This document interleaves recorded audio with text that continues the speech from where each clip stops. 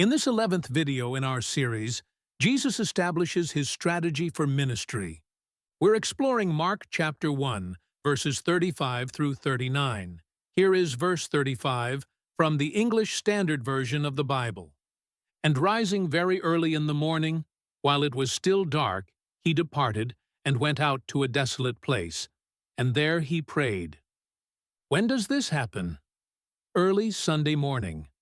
And how do we know that?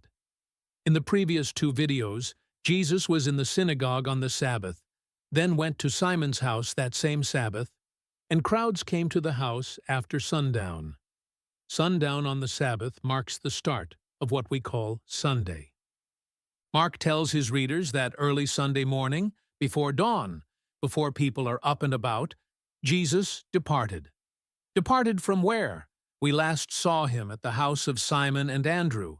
It seems that Jesus spent the night after an evening of healing people brought to him at the house. Mark tells us that Jesus went out to a desolate place, and he prayed there. The prior day was people-intensive, to say the least. We were told that in the evening the whole of Capernaum was outside Simon and Andrew's door to see what Jesus would do with the sick and demon-possessed. Now he seeks solitude. He seeks a quiet, private place to pray. And he goes to a desolate, unpopulated area. Let's look at verses 36 and 37. And Simon and those who were with him searched for him, and they found him and said to him, "Everyone is looking for you." Look at the phrase, Simon and those who were with him. It's an example of a convention of Greek writing in the 1st century, and it may tell us something about Mark. It was a common practice, when writing about a group, to only name the most prominent member.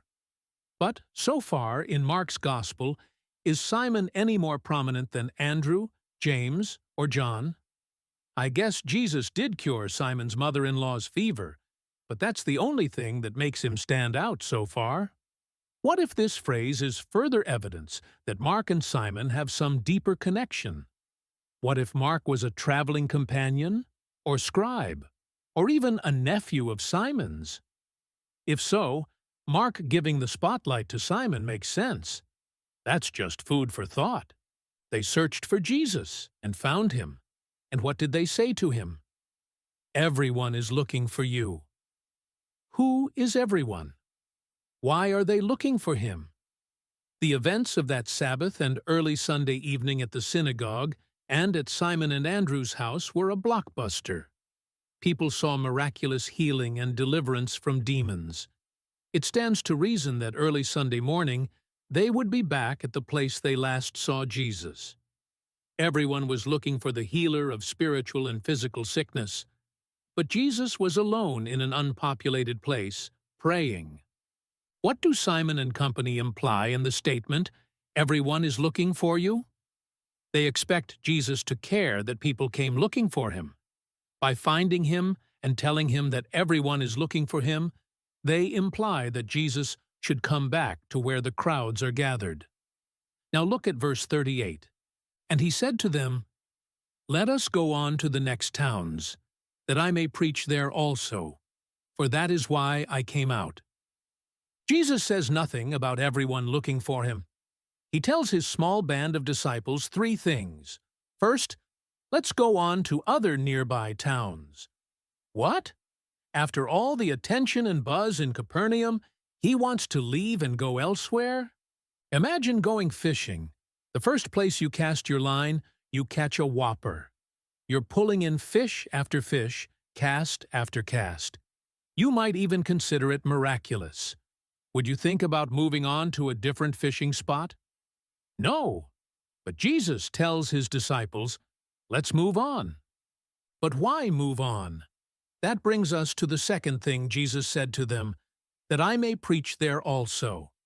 This reveals that Jesus isn't interested in staying in one place and building an attraction or creating a destination. He tells them he wants to go to other places and preach there also. By using the word also, he's saying, I want to do more of the same, but in other places. Then the third thing he says is, for that is why I came out. came out of where?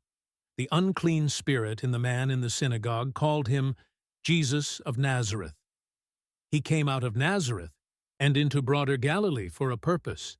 And Jesus has revealed his purpose to his disciples. It's not a plan that Simon and the others would have guessed. Jesus' strategy is based on itinerant or traveling preaching. He has a message for all of God's people, not just the ones in and around Capernaum. Jesus wants to keep moving so he can preach in other places, because that's the purpose of his mission. Before we move on, what does Jesus intend to preach in these other places? In part 6 of our study, Jesus declared the good news of God. In Mark chapter 1, verse 15, "The time is fulfilled, and the kingdom of God is at hand. Repent and believe in the gospel." Jesus' message was a messianic one. The wait is over. God's kingdom is within reach, and you should repent. Change your mind and ways, and believe the good news. The messianic age is upon you. So we now know what Jesus' plan is, and we know what it isn't. He's not interested in setting himself up as an attraction. He doesn't want people making pilgrimages to Simon's house with their sick and demon-possessed loved ones. Why not? Because while consumed with doing good, he would be sidetracked from his purpose. The proclamation of the good news of God. Let's wrap up with verse 39. "And he went throughout all Galilee, preaching in their synagogues and casting out demons." Mark provides his readers with a summary. After the events at the synagogue and Simon's house, Jesus traveled broadly throughout Galilee. And what did he do? What does it sound like? It sounds like the first example of his public ministry, which we saw in the synagogue in Capernaum. On the Sabbath, he travels the area where his people live. He goes to their synagogues, where people who are waiting for the Messiah are likely to be, and he preaches the good news of God there. And when he sees people oppressed by demonic forces, he sets them free. Jesus' itinerant ministry shows living proof throughout Galilee that the time has come, the kingdom is at hand, and it's time to repent and believe. In our next video, we'll finish chapter 1 with one of the most powerful stories in the New Testament, in Mark chapter 1, verses 40 through 45. Thank you for watching SoWhatScripture. Please subscribe to the channel and share this video with your friends on social media.